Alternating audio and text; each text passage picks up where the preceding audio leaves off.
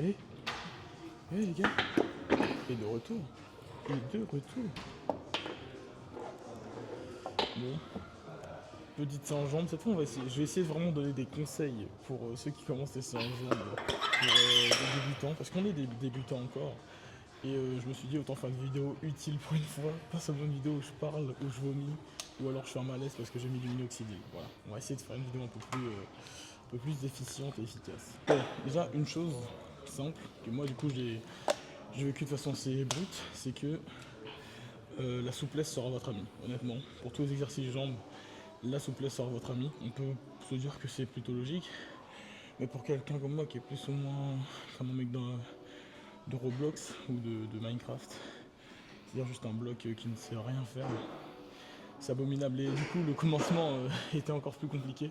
Là, avec le temps, ça commence à un peu s'améliorer, mais c'est un truc qui vous mettra bien. Et si du coup vous avez aussi du mal comme moi, faites des exercices de souplesse pour les jambes. Rien de fou, mais juste histoire de ne pas vous blesser et d'avoir un bon mouvement. Je vous jure que ça vous aidera sur le long terme. C'est l'un des meilleurs trucs. Ouais, il y a un peu de temps. Bah, peu importe. C'est ma première série de travail là. Bah, de toute façon, alors tu m'arrêtes Victor, moi je dirais pour les squats, commencer à la Smith, c'est quelque chose de pas mal, franchement. Ouais. Au début, au moins ça t'apprend bien le mouvement, descendre comme il faut. Ça envoie du coup bien directement dans les jambes. Parce que aussi, avec celle-là, bah, si vous êtes un peu comme moi, que vous avez des problèmes en fait de stabilité, je pense que ça peut faire peur au début. Et aussi, en fait, il y aura un truc où, vu que vous aurez peur de ne pas tenir, ou alors de vous faire mal, ou de mal faire le mouvement, vous allez mettre moins, sauf que vous allez mettre tellement moins que en fait, vous allez beaucoup moins travailler. Alors qu'à la Smith, ça règle directement ce problème, et ça vous habitue au mouvement.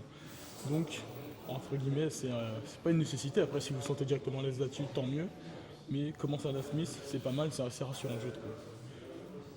Désolé, je reprends mon souffle parce que là, Non, mais t'as je suis bien un raison. T'as bien raison. salopard qui a encore son truc dans les pattes. On va filmer une série de Vic. Là, par exemple, vous voyez où il a positionné.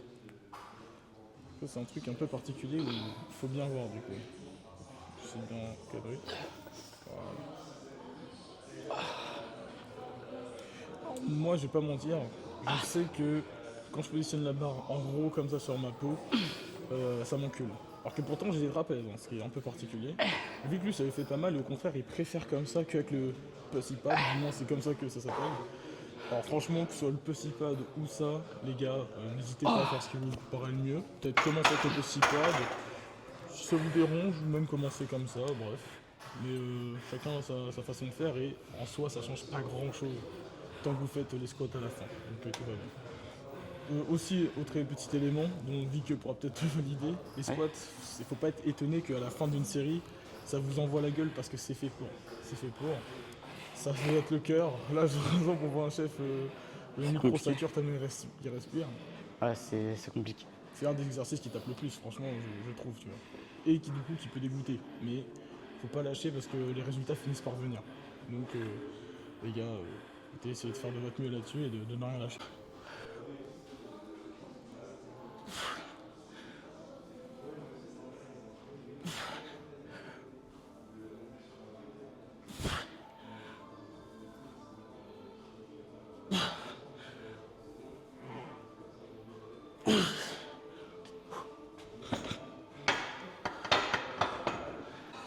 Petit autre conseil qui peut être pas mal. Là, vous m'avez vu le faire. Mon mouvement, c'est pas le meilleur du monde, hein, je vais pas mentir. Je suis encore dans l'entraînement. Faut essayer de le perfectionner, faire ça du mieux possible. Je descends du plus que je peux, évidemment. Pareil, au niveau des poids, j'essaye pas de faire des lifting. Surtout pas là-dessus parce que je suis pas très fort aux jambes. C'est pas là où j'excelle, donc ça me va de pas pouvoir mettre le plus possible. Attendez, je vais vous montrer ça. Voilà, c'est magnifique. Et, petit conseil personnel, après ça c'est vraiment pour ceux du coup qui font une séance un peu comme nous. Nous, après il faut savoir qu'on part au hip thrust.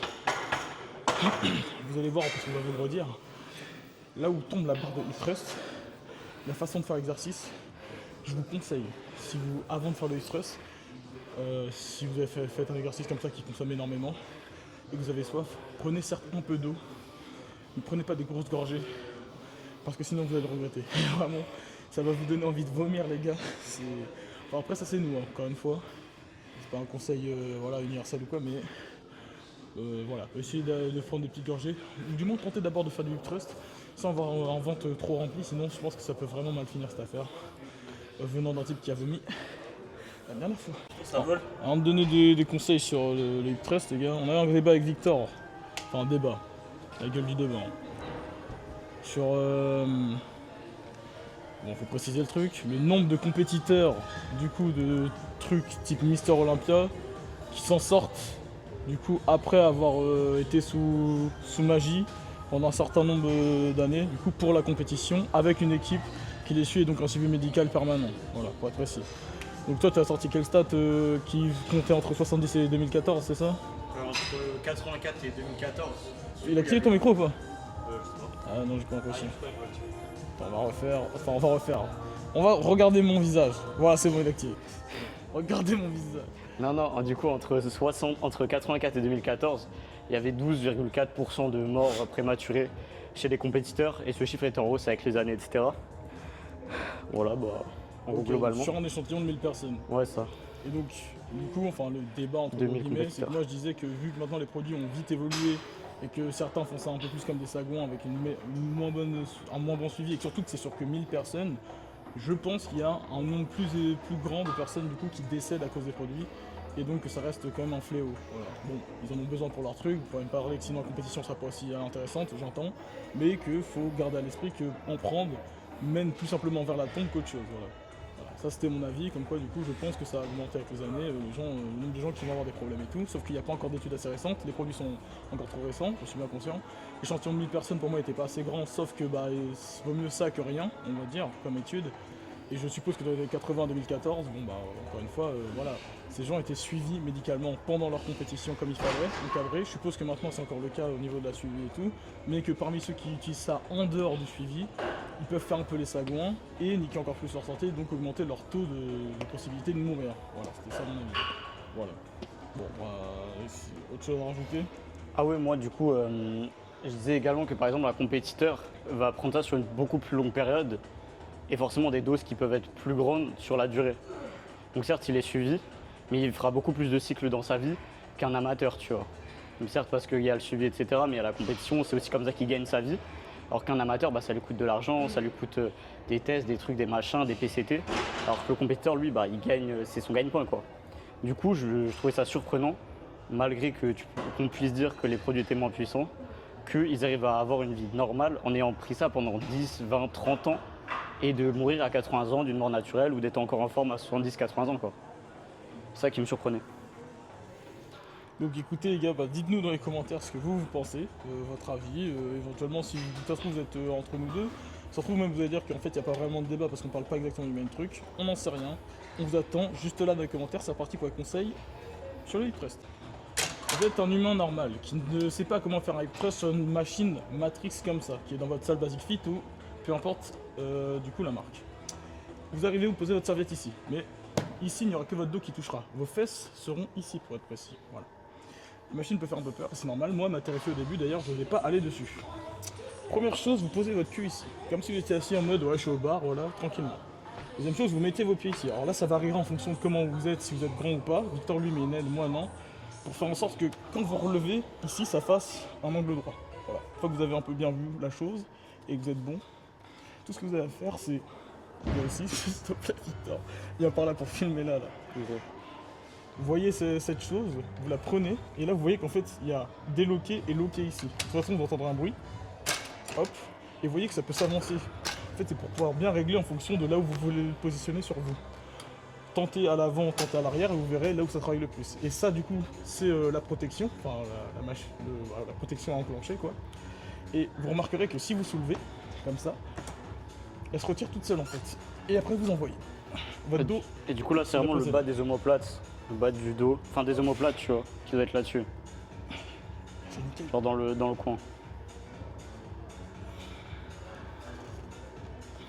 Et contractez les fesses quand vous êtes en haut, genre. Essayez de pousser avec les fesses, genre en les contractant en même temps que pousser. Faut que ça crampe. Non, c'est une blague. Ah, faut que ça crampe.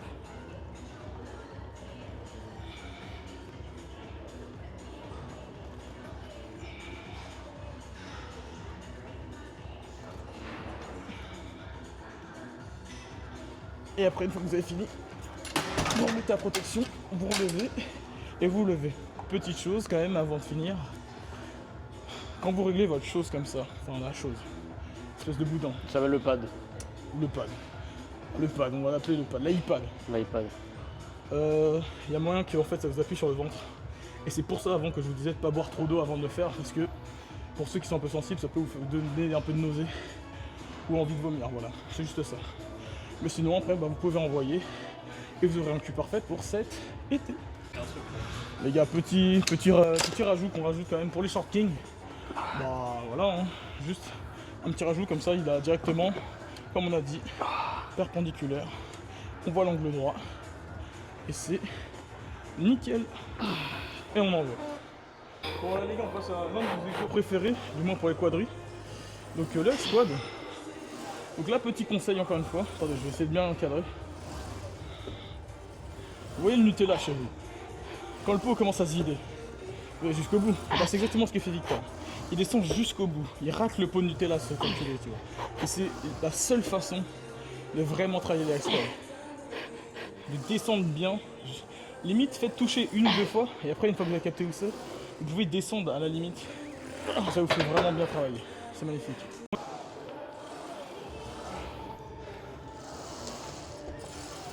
Ça racle, hein. Ça se la racle comme il faut, là.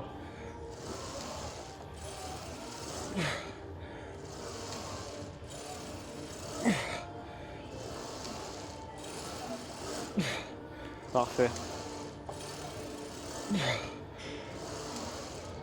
Super, mec. Positionnement des pieds. Amène la caméra. En gros, si vous voulez travailler les quadris absolument, vous les foutez là. Si vous faites ça, ça travaille un peu plus ici. Et si vous mettez bien droit, voire un peu comme ça travaille plus ici. Je vous déconseille de faire ça. Si vous commencez, je vous déconseille de faire ça parce que vos articulations ne sont pas habituées. Ou du moins, mettez léger. Commencez avec la classique. Comme ça travaille aussi les quadris en majorité. Et un peu les ischios. Là, c'est un peu complet. C'est ce qu'il faut. Les articulations ne prennent pas trop à mon goût. Vous avez pas mal de force. Mettez-vous comme bon vous semble. Alors, pas comme ça non plus. Juste normal. Soit pied droit, soit on peut vraiment juste un peu ouvert comme ça. C'est la forme naturelle de comment vous vous positionnez en vrai. Exactement. Et par contre, certains, vous les verrez faire comme ça. Donc avec les doigts de pied qui dépassent. C'est ce qu'on appelle les tricheurs. Ou ceux qui veulent juste travailler les ischios. Ah, mais si tu veux faire des ischios, il y a des meilleures machines. Du coup, t'arrêtes de me casser les couilles et de tricher. Alors, Voilà, moi je sors du silence. Moi, là. je juge pas, Ceux qui je veulent juge ça, pas. vous êtes des tricheurs. Et si vous le faites pieds nus, vous êtes dégueulasse en plus d'être un tricheur. certains le font pieds nus parce qu'ils n'ont pas les chaussures adaptées ou juste parce que. Je suis en TN. Hein. Je suis en Ah. putain de TN, je suis en requin. Mais si vous avez l'occasion d'en avoir, ou sûrement vous en avez une paire qui traîne, prenez des Converse, ça va tout aussi bien que de le Arrêtez faire de nous pieds nus. péter les couilles aussi. Voilà les conseils pour le high squad. Pardon, Vic a coupé, je voulais juste dire, au début vous allez mettre léger, mais sachez que vraiment, en un mois vous prenez énormément high squad. Moi je crois qu'au début je mettais une rondelle de 10. En fin d'un mois, ouais, j'étais déjà à une rondelle de 20 et peut-être une rondelle de 5. Donc ça prend vraiment pas mal vite. Alors ça dépendra de... assez vite, pardon, et ça dépendra de chacun, mais franchement c'est plutôt satisfaisant. Voilà. Les gars, petit conseil sur le hip abductions, donc c'est pour les abducteurs, donc c'est le flanc des fessiers. Donc c'est vraiment une partie sous-côté parce que c'est ce qui va donner la largeur à vos fesses. Moi ce que je vous conseille c'est juste d'être sur cette machine et d'envoyer. Ah voilà. Juste vraiment de vous mettez comme ça, vous mettez un poids quand même bien et vous essayez de faire entre au moins plus de dans les 15 reps, tu vois, c'est l'idéal. Parce que comme c'est un petit muscle, il faut beaucoup de reps, tu vois, pour le solliciter et que ça crampe comme il faut. À la limite, mettez plus bas en poids, mais mettez au moins genre 12-15 reps, tu vois. Et toi, du coup, tu poses le dos ou pas contre... Bah, il y a deux écoles, ceux qui se posent et qui s'envoient, genre comme ça, Ouais. et ceux qui s'avancent, tu vois. Moi, je préfère m'avancer, parce que ça, je sens mieux les flancs, mais il y en a qui aiment bien être comme ça. En vrai, je pense que c'est un peu comme chacun veut, tu vois. C'est as you want en fait. Ouais, tu peux soit comme ça, soit t'es comme ça. Et après, on envoie. Bon, du coup, je prends le relais juste pour dire que par contre, les gars, les premières fois que vous les faites, et même en fait, tout le temps que vous les ferez, putain, ça crampe. C'est vraiment le bail, c'est que ça crampe sa mère la putain. Mais par contre, ça travaille extrêmement bien. Donc, bon. Donc là, les gars, ischio. Ischio. Ischio sur le leg curl, le classique. Donc, nous, on prend cette version-là. Juste là-haut. Putain, c'est horrible. Désolé, la caméra, elle est insupportable. Juste là, en gros, il y a la version du leg curl. Moi, je vais vous montrer, j'ai pas avoir la flemme. Mec, En gros, t'es assis sur une chaise t'approches pas comme de ça. Et franchement, bon, bah personne n'aime cette version-là, à part les mecs très très bizarres, voilà, je vais être franc. Donc on va partir sur la version juste classique. Celle-là, tu peux envoyer comme il faut. Hop, une fois que tu as fait tes réglages, pour bien que du coup, ça touche ce niveau-là de ton corps, c'est-à-dire derrière les chevilles, c'est pas les chevilles, mais peu importe. Voilà, après on envoie comme ça. Donc la mousse quand même, hop, parfaitement. Vous le tenez ici et vous envoyez. Là ici il n'y a pas de truc très particulier à part le réglage en fait et vous le faites exactement quoi. Et après vous pouvez envoyer plutôt pas mal. Pareil cette machine c'est très étrange mais on a fini par pas mal prendre au niveau de la force. Là, par exemple moi là je vais essayer de passer à 54 alors que de base ouais j'étais plus vers les 40. Ça a mis par contre plus vers 2-3 mois voilà, à faire cette évolution mais franchement c'est une machine qui est vraiment cool parce que tu sens directement les ischios quoi. Tu sais que tu travailles quoi.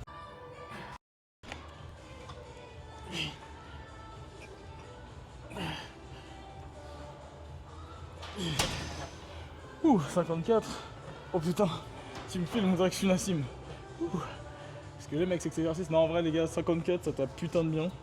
Première fois que je le fais à 54. Du coup, j'ai mis de la machine en fait, j'ai l'impression. C'est plutôt pas mal. Elle est midlife, les gars. Bah, les gars, projet vraie jambe, hein, de toute façon. Elle est midlife. Ça va bientôt faire quoi 3 mois qu'on s'y est mis aux jambes. Je pense que vraiment, les gars, dans cet été, les gars, il n'y aura que nous sur les plages quoi.